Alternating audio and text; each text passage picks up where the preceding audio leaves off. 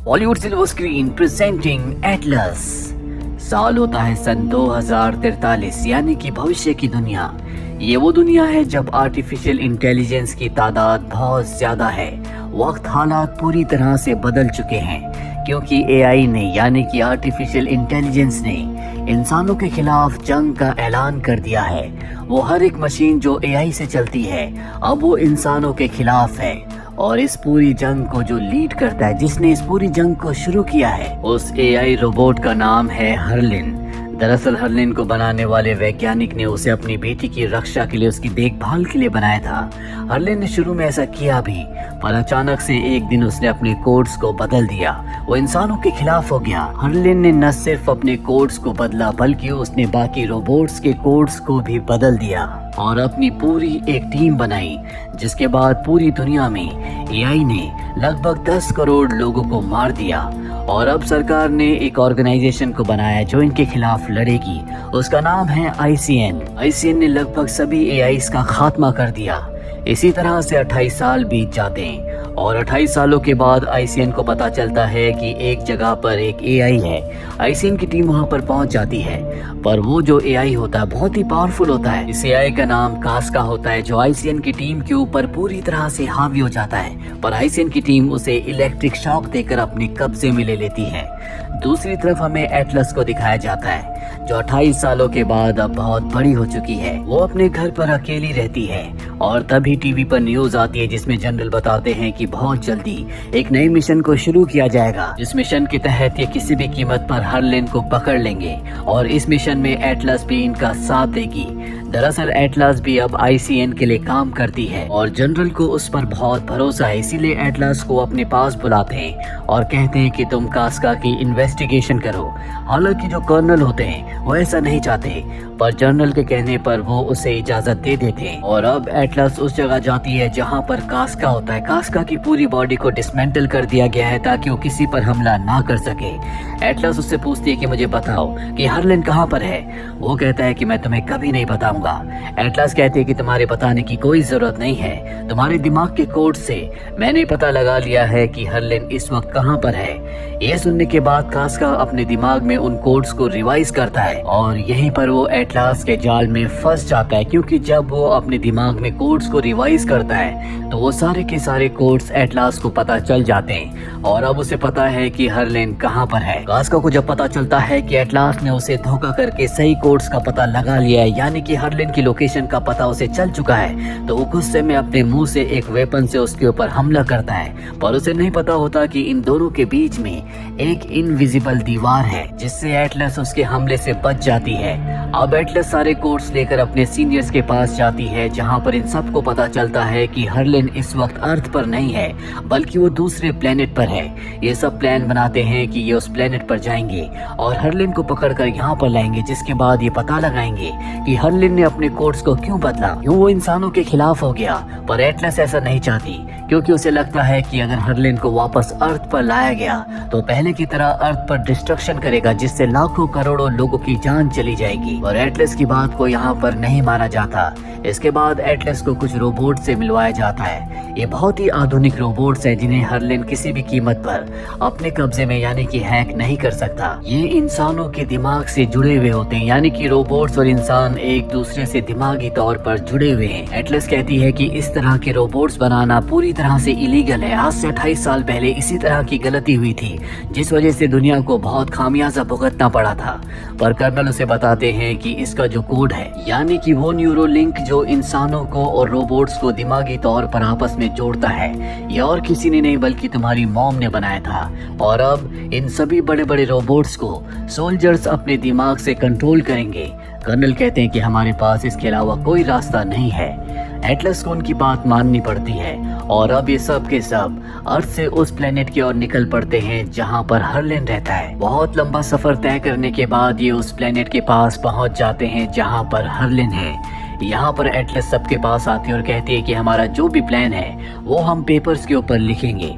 ये सुनकर सब हैरान हो जाते हैं क्योंकि ये वो वक्त है जब हर चीज कंप्यूटर से की जाती है, पेपर्स का कोई भी इस्तेमाल नहीं करता। एटलस सबको समझाती है कि अगर हम ये कंप्यूटर पर या किसी भी गैजेट पर करेंगे तो हर्लिन को हमारे प्लान के बारे में पता चल सकता है। इसके बाद सब अपने न्यूरो लिंक निकाल देते हैं और ये प्लान को डिस्कस करते हैं, जहाँ पर एटलस बताती है कि जिस प्लेनेट पर हम पहुंचने वाले हैं, जहाँ पर हर्लिन छुपा हुआ है, वो इंसानों के अनुकूल नहीं है। वहाँ पर बहुत तूफान आते हैं, साथ ही वहाँ पर बिजली के झटके भी लगते हैं। अब कर्नल भी यहाँ पर आ जाते हैं, जो सबको आगे के प्लान के बारे में बताते हैं और तभी इनके स्पेसशिप के ऊपर हमला हो जाता है जो हर्लिन के रोबोट्स ने किया होता है। ये सब के सब अपने रोबोट्स के साथ जुड़कर उनके अंदर बैठ जाते हैं और स्पेसशिप के बाहर हर्लिन के रोबोट्स से लड़ना शुरू कर देते हैं। कर्नल एटलस को बताते हैं कि हमारे पास एक कार्बन बॉम्ब है जिससे हम यहाँ पर पूरे के पूरे प्लेनेट को हर्लिन के साथ डिस्ट्रॉय कर सकते हैं। और ये बताने के बाद वो एटलस को एक रोबोट के अंदर डाल देते हैं और स्पेसशिप से बाहर फेंक देते हैं क्योंकि स्पेसशिप क्रैश होने वाला है। एटलस को ये रोबोट कंट्रोल करना नहीं आता, इसीलिए उसे कुछ पता नहीं होता कि वो इसे किस तरह से मूव करे। तभी वो देखती है कि उन्हीं का स्पेसशिप उसके ऊपर क्रैश होने वाला है और उन्हीं की एक सोल्जर उसे बचा लेती है। जिसके बाद कर्नल उसके पास आते और कहते हैं कि तुम्हें इस रोबोट को न्यूरो लिंक से यानी कि अपने दिमाग से कनेक्ट करना होगा, पर वो ऐसा नहीं करना चाहती। जिसके बाद वो उस प्लेनेट पर गिर जाती है। चारों तरफ जंग चल रही होती है, इसीलिए उसकी मदद करने के लिए यहाँ पर इस वक्त कोई नहीं आ सकता। अब वो जिस रोबोट के अंदर बैठी है वो उसे कहता है कि तुम्हें मुझे अपने न्यूरो लिंक यानी कि दिमाग से कनेक्ट करना होगा, पर एटलस ऐसा नहीं करती। वो उसे मैन्युअली कंट्रोल करने की कोशिश करती है। जिसके बाद उसका रोबोट उसे अपने बारे में कुछ बताता है और अब एटलस उसे वॉक करते हुए उस जगह तक जाने की कोशिश करती है जो इन सब का रेस्क्यू पॉइंट है। उस दूर जाने के बाद वो देखती है कि उसके साथ जितने भी सोल्जर्स आए थे उन सब के रोबोट्स वहाँ पर नीचे गिरे हुए हैं। उनके अंदर जितने भी सोल्जर्स होते हैं सबकी मृत्यु हो चुकी है। ये देखकर उसे बहुत दुख होता है। यहाँ पर कर्नल का रोबोट भी होता है जिसके अंदर कर्नल नहीं होते, जिससे वो समझ जाती है कि कर्नल शायद अब भी जिंदा है। तभी यहाँ पर हर्लिन के बहुत सारे रोबोट्स आ जाते हैं। वो देखती है कि कास्का, जिसके दिमाग से उसने इस प्लेनेट की इंफॉर्मेशन निकाली थी, जिसे अर्थ पर आईसीएन ऑर्गेनाइजेशन ने अपने कब्जे में ले लिया, वो यहाँ पर है। उसे कुछ समझ नहीं आता और अब ये उसके ऊपर हमला कर देते हैं, पर उसका रोबोट यहाँ से उसे लेकर भागना शुरू कर देता है। वो भागते भागते एक तूफान में फंस जाता है। यहाँ पर हर्लिन के रोबोट्स भी उसका पीछा कर रहे होते हैं और अब एटलस को समझ में आ जाता है कि उसका अंत नजदीक आ चुका है। इसीलिए वो अपने रोबोट से कहती है कि तुम्हारे पास जो आयरन बॉम्ब है उसका इस्तेमाल करो। उसका रोबोट कहता है कि नहीं, मैं ऐसा नहीं कर सकता, अगर मैंने ऐसा किया तो धरती फट जाएगी। पर एटलस कहती है कि तुम्हें ऐसा करना होगा और अब उसका रोबोट यहाँ पर आयरन बॉम्ब को ब्लास्ट कर देता है। जिसके बाद उसके आसपास जितने भी हर्लिन के रोबोट्स होते हैं वो सब के सब डिस्ट्रॉय हो जाते हैं। पर अब भी उसके सामने कास्का है जिसके हाथ में गन है, पर इससे पहले कि वो गन से हर्लिन और उसके रोबोट के ऊपर हमला करता, वहाँ की जमीन धंस जाती है, जिससे एटलस जो कि अपने रोबोट के अंदर बैठी हुई है वो जमीन की गहराइयों में गिरना शुरू कर देती है। ये जमीन के बहुत अंदर गिर जाते हैं और गिरने की वजह से एटलस का पैर फ्रैक्चर हो जाता है और उसका रोबोट उसकी मदद करता है, उसके पैर को रिपेयर करता है, साथ ही उसे कुछ खाने के लिए देता है। यहाँ पर एटलस जो रोबोट्स के ऊपर पूरी तरह से अविश्वास करती है, यानी कि उसे किसी भी रोबोट पर कोई भरोसा नहीं है, क्योंकि बचपन में हर्लिन रोबोट जो उसके पिता ने उसके लिए बनाया था उसने उसे धोखा दिया था। पर अब यहाँ पर उसकी अपने इस नए रोबोट के साथ दोस्ती हो गई है। वो कहता है कि तुम न्यूरो लिंक को पहन लो, इससे मैं तुम्हारे दिमाग से कनेक्ट हो जाऊंगा, हम दोनों का दिमाग एक दूसरे के साथ सिंक हो जाएगा।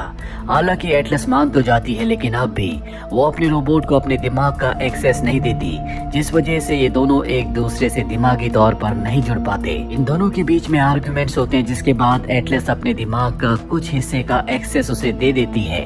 उसके रोबोट को पता चलता है कि इनके पास 14 घंटे हैं, 14 घंटों के बाद वो शट डाउन हो जाएगा। अब ये दोनों के दोनों जमीन के ऊपर आ जाते हैं और जब ये आगे बढ़ रहे होते हैं इनके सामने एक बार फिर से कास्का आ जाता है, लेकिन इस बार एटलस का रोबोट उसका सामना करने के लिए पूरी तरह से तैयार है। उसने उसके रास्ते में कई सारे बॉम्ब बिछा दिए होते हैं, वो सब के सब ब्लास्ट होना शुरू हो जाते हैं और जब ये उसके पास जाते हैं तो देखते हैं कि कास्का का धड़ अब खत्म हो चुका है। उसका अब सर ही सर बचा है, जिसे एटलस डिस्ट्रॉय कर देती है और अब वो अपने रोबोट से उसे बोलती है कि हमें उस जगह जाना होगा जहाँ पर हर्लिन है, पर उसका रोबोट मना कर देता है। एटलस इसका कारण पूछती है। वो बताता है कि अगर हम उस तरफ गए तो हम जिंदा नहीं बचेंगे, हमें रेस्क्यू पॉइंट पर जाना होगा। पर एटलस उसकी बात नहीं मानती क्योंकि उसे पता है कि हर्लिन से पूरी इंसानियत को, अर्थ को खतरा है। वो उसकी बॉडी से यानी कि रोबोट से बाहर निकलना चाहती है, पर अब क्योंकि उसका दिमाग न्यूरोलिंक से रोबोट से कनेक्टेड है, इसीलिए वो उसके माइंड को कंट्रोल करके उसे ऐसा करने से मना करता है। यहाँ पर हमें एटलस की बचपन की यादों को दिखाया जाता है जो उसे हमेशा डिस्टर्ब करती है जब वो बहुत छोटी थी। और हर्लिन रोबोट जो उनके साथ उन्हीं के घर पर रहा करता था, जिसका दिमाग उसकी मॉम के दिमाग के साथ कनेक्टेड था, हर्लिन ने अपने दिमाग से एटलस की मॉम के दिमाग को मैनिपुलेट किया और उन्हें अपनी जान लेने पर मजबूर कर दिया। और यही एक कारण होता है जिस वजह से कभी भी वो किसी भी रोबोट, किसी भी एआई पर विश्वास नहीं करती और ना ही वो अपने दिमाग को न्यूरोलिंक से रोबोट के साथ कनेक्ट करना चाहती थी। पर अब उसका दिमाग उसके साथ कनेक्टेड है। जब उसके दिमाग में सारी यादें आती है तो उसका रोबोट भी ये सब कुछ देख लेता है, जिसके बाद वो एटलस से माफी मांगता है। एटलस कहती है कि हमें उस लोकेशन पर जाना होगा जहां पर हर्लिन है।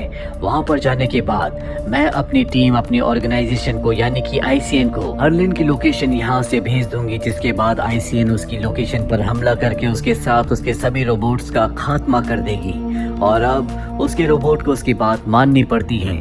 जल्दी उस जगह पहुंच जाते हैं जहां पर हर्लिन का पूरा बेस है, पर उसके जो एआई, उसके जो रोबोट्स होते हैं, वो एटलस के रोबोट को शट डाउन कर देते हैं और एटलस को पकड़कर हर्लिन के पास ले जाते हैं।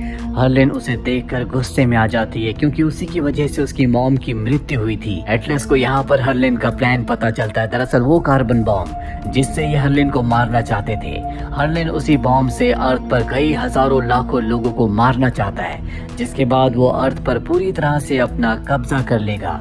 उस बॉम्ब का एक कोड कर्नल के दिमाग से उसे मिल गया होता है और उसका दूसरा कोड होता है एटलस के दिमाग में, और अब उसे वो कोड भी मिल जाता है, जिसके बाद वो एटलस को बंदी बनाकर उस जगह भेज देता है जहाँ पर कर्नल भी होता है। कर्नल के पास अब भी वो डिवाइस है जिससे दिमागी तौर पर किसी भी रोबोट से जुड़ सकते हैं, यानी कि न्यूरोलिंक। एटलस उनसे वो डिवाइस लेकर अपने कान पर लगा लेती है और अपने रोबोट को दोबारा से ऑन होने के लिए कहती है। बहुत मुश्किलों के बाद उसका जो रोबोट होता है वो ऑन हो जाता है और अब वो उसे कहता है कि तुम मुझे पूरी तरह से यानी कि 100% अपने दिमाग का एक्सेस दे दो। और अब एटलस ऐसा ही करती है, वो पूरा का पूरा एक्सेस अपने रोबोट को दे देती है, जिसके बाद उसका रोबोट उसके बचपन की सारी मेमोरीज को देख सकता है। वो देखता है कि एटलस जब बहुत छोटी थी तो उसकी मॉम हमेशा अपने काम में बिजी रहती थी, जिस वजह से वो एटलस को टाइम नहीं दे पाती थी और इस वजह से एटलस को हमेशा इग्नोर लगता था। एक दिन वो हर्लिन के पास जाती और कहती कि मैं भी तुम्हारी तरह इंटेलिजेंट, स्मार्ट बनना चाहती हूँ, इसीलिए तुम्हारे दिमाग में जो भी इंफॉर्मेशन है वो सारी इंफॉर्मेशन मुझे दे दो। जिसके बाद हर्लिन और एटलस न्यूरोलिंक से एक दूसरे के दिमाग से कनेक्ट होते हैं और जब हर्लिन एटलस के दिमाग को देखता है तो उसे पता चलता है कि किस तरह से इंसान हमेशा प्रकृति को डैमेज करते हैं, वो बहुत ही डिस्ट्रक्टिव है और अगर इंसान इसी तरह से करते रहे तो एक दिन वो अर्थ को पूरी तरह से खत्म कर देंगे। इससे अच्छा तो एआई है जो इस पूरी की पूरी अर्थ को बचा सकते हैं। ठीक उसी पल वो अपने दिमाग के कोड्स को बदल देता है। यहाँ पर एटलस की मॉम आ जाती है जो न्यूरोलिंक को निकाल देती है, पर अब तक हर्लिन पूरी तरह से बदल चुका है। वो एटलस की मॉम को खत्म कर देता है। साथ ही वहाँ पर जितने भी आर्टिफिशियल इंटेलिजेंस यानी कि जितने भी रोबोट्स होते हैं उन सबको अपनी तरह बना देता है। यहाँ पर अब एटलस का और रोबोट का दिमाग पूरी तरह से 100% सिंक हो चुका है। ये किसी भी कीमत पर हर्लिन को रोकना चाहते हैं जो कार्बन बॉम्ब से लाखों करोड़ों इंसानों को मारना चाहता है। ये उस तरफ निकल पड़ते हैं जहाँ पर हर्लिन है। इनके सामने रोबोट्स की एक बहुत बड़ी फौज आती है जिसका ये सामना करते हैं। कर्नल भी इनका साथ देते हैं और बहुत सारे रोबोट्स को, आर्टिफिशियल इंटेलिजेंस को मारकर एटलस उस जगह पहुंच जाती है जहां से हर्लिन कार्बन बॉम्ब को अर्थ के लिए लॉन्च करने वाला होता है। दरअसल वो पूरी कमांड दे चुका है और अब वो इनके ऊपर हमला कर देता है, लेकिन हर्लिन अपने आप को किसी तरह से बचाती है। वो देखती है कि कार्बन बॉम्ब अब लॉन्च हो चुका है जो अर्थ की तरफ जा रहा है, पर इससे पहले कि वो इनकी रेंज से बाहर निकलता, यहाँ पर एटलस एक दूसरे रोबोट के वेपन को उठाकर उस कार्बन बॉम्ब के ऊपर हमला करके उसे डिस्ट्रॉय कर देती है। जिससे हर्लिन को बहुत गुस्सा आता है क्योंकि उसका पूरा प्लान अब चौपट हो चुका है। वो एटलस के ऊपर हमला कर देता है। वो रोबोट के अंदर है। वो उसके रोबोट को बहुत बुरी तरह से जख्मी करके जमीन पर गिरा देता है, जिससे एटलस उसके अंदर बेहोश हो जाती है। उसका रोबोट उसे अपने अंदर से बाहर निकालकर शॉक देता है ताकि वो होश में आ जाए, पर हर्लिन उसके ऊपर हमला कर देता है। रोबोट का एक हाथ कट चुका है। वो एक ही हाथ से हर्लिन का सामना कर रहा होता है। वो पूरी तरह से रोबोट के ऊपर हावी हो जाता है, पर ठीक उसी वक्त एटलस को होश आ जाता है, जो पीछे से उसके ऊपर हमला कर देती है और उसके अंदर से उसके सीपीयू को निकाल कर उसे डिस्ट्रॉय कर देती है, जिससे हर्लिन का खात्मा हो जाता है। यहाँ पर एटलस का जो रोबोट है उसके अंदर अब इतनी पावर नहीं है कि वो यहाँ से जा सके। एटलस कहती है कि मैं तुम्हारे बिना नहीं जाऊंगी, तुम्हारी वजह से आज मैं जिंदा हूँ, तुमने पूरी इंसानियत को बचाया है। वो कहता है कि हम दोनों में से यहाँ से एक ही निकल सकता है। वो उसे ऑक्सीजन देता है, साथ ही उसकी फेवरेट कैंडी भी। एटलस बहुत ज्यादा इमोशनल हो जाती है, जिसके बाद उसे यहाँ से रेस्क्यू पॉइंट जाना पड़ता है। अगली सुबह अर्थ से रेस्क्यू टीम यहाँ पर आ जाती है, जो एटलस को अपने साथ ले जाती है। अर्थ पर वापस आने के बाद एटलस, जो हमेशा डिप्रेस रहा करती थी, जिसकी बचपन की यादें उसे हमेशा परेशान किया करती थी, अब वो पूरी तरह से नॉर्मल है। एटलस को बताया जाता है कि हर्लिन का जो कॉम्प्लिकेटेड सीपीयू है उसे एनालाइज करने में, उसकी पूरी इंफॉर्मेशन प्राप्त करने में शायद कई साल लग जाए, पर एटलस अब खुद हर एक खतरे के लिए तैयार है। एटलस को एक रोबोट दिया जाता है क्योंकि अब वो एक रेंजर बन चुकी है, यानी कि एक योद्धा। और जब वो उस रोबोट के पास जाती है तो उसे पता चलता है कि ये उसका वही रोबोट है जिसके साथ मिलकर उसने हर्लिन का खात्मा किया था। ये जानकर वो बहुत खुश होती है। दरअसल उसके रोबोट के प्रोग्राम को बचा लिया गया था और उसे पूरी तरह से ठीक करके एक बार फिर से पहले की तरह तैयार कर दिया गया है। ये जानकर उसे बहुत खुशी होती है। इसी के साथ ये फिल्म, ये कहानी यहीं पर खत्म हो जाती है। उम्मीद करते हैं कि ये कहानी आपको पसंद आई होगी।